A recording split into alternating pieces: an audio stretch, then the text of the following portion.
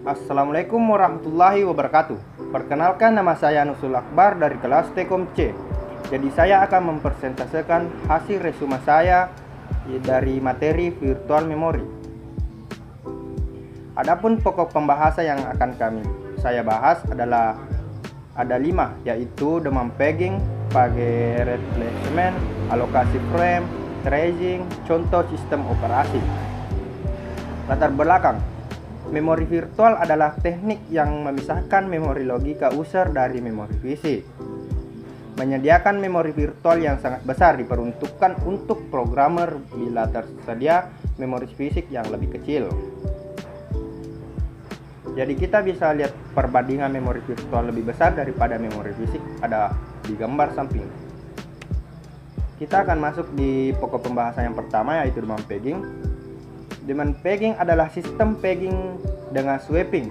Kita bisa lihat pada gambar 82 di samping, sistem pegging dengan swapping. Peg diletakkan di memori hanya jika diperlukan.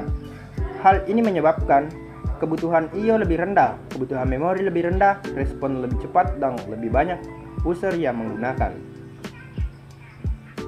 Performansi demam pegging. Untuk menghitung efektif access time, harus diketahui berapa waktu yang diperlukan untuk melayani peg fault.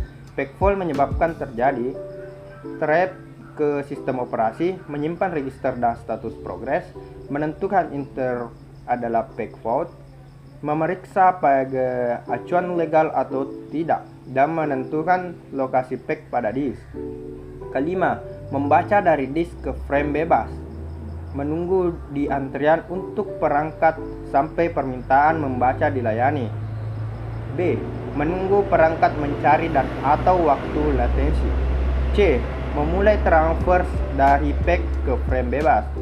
Keenam, sementara menunggu, alokasikan CPU untuk user lain. Ketujuh, interrupt dari disk melengkapi I/O. 8. Menyimpan register dan status proses user lain. 9. Menentukan interrupt dari disk. 10. Memperbaiki tabel peg dan tabel lain untuk menunjukkan peg yang dimaksud sudah di memori. Menunggu CPU dialokasikan untuk proses ini kembali. Menyimpan kembali register status proses dari tabel peg baru, kemudian melanjutkan kembali instruksi yang diinterupsi. Tidak semua langkah di atas diperlukan pada setiap kasus. Pada beberapa kasus, terdapat 3 komponen utama dari waktu pelayanan peg fault, yaitu ada 3, yaitu melayani interrupt peg fault, membaca peg, memulai kembali proses. Selanjutnya adalah peg replacement. Peg replacement diperlukan pada situasi di mana proses dieksekusi perlu frame bebas tetapi tidak tersedia frame bebas. Sistem harus menemukan satu frame yang sedang tidak digunakan dan membebaskannya. Untuk membebaskan frame dengan cara menulis isinya untuk ruang swap dan mengubah tabel peg dan tabel lain yang menunjukkan peg tidak lagi di memori. Selanjutnya, algoritma peg replacement. Terdapat beberapa algoritma peg replacement. Setiap sistem operasi mempunyai skema yang unik. Algoritma peg replacement secara umum diinginkan yang mempunyai rata-rata peg fault terendah. Algoritma dievaluasi dengan menjalankannya pada string tertentu dari memori reference dan menghitung jumlah peg fault. Kita bisa lihat di bawah untuk proses tertentu disimpannya alamat berikut, di mana 100 byte per peg direduksi ke string acuan 14161616161. Ini bisa dilihat dengan gambar di samping, yaitu grafik jumlah peg fault terhadap jumlah frame. Selanjutnya kita pindah ke terdapat beberapa algoritma peg replacement, antara lain ada 3, yaitu algoritma FIFO. Algoritma FIFO merupakan algoritma paling sederhana. Kedua, algoritma optimal. Algoritma optimal merupakan hasil penemuan dari blend disk anomaly. Algoritma ini mempunyai rata-rata peg fault terendah. Ketiga, algoritma less recently used. Algoritma LRU merupakan berpaduan dari algoritma FIFO. Yang pertama yaitu algoritma FIFO. Dan optimal, prinsip dari algoritma LRU adalah mengganti PEG yang sudah tidak digunakan untuk periode waktu terlama. Selanjutnya, alokasi frame. Penjelasan alokasi frame. Alokasi frame berhubungan dengan mekanisme alokasi sejumlah memori bebas yang tetap di antara beberapa proses. Meskipun terdapat beberapa variasi pengalokasian frame bebas ke beberapa proses, tetapi strategi dasar jelas yaitu proses user dialokasikan untuk sembarang frame bebas. Selanjutnya adalah alokasi global dan alokasi lokal.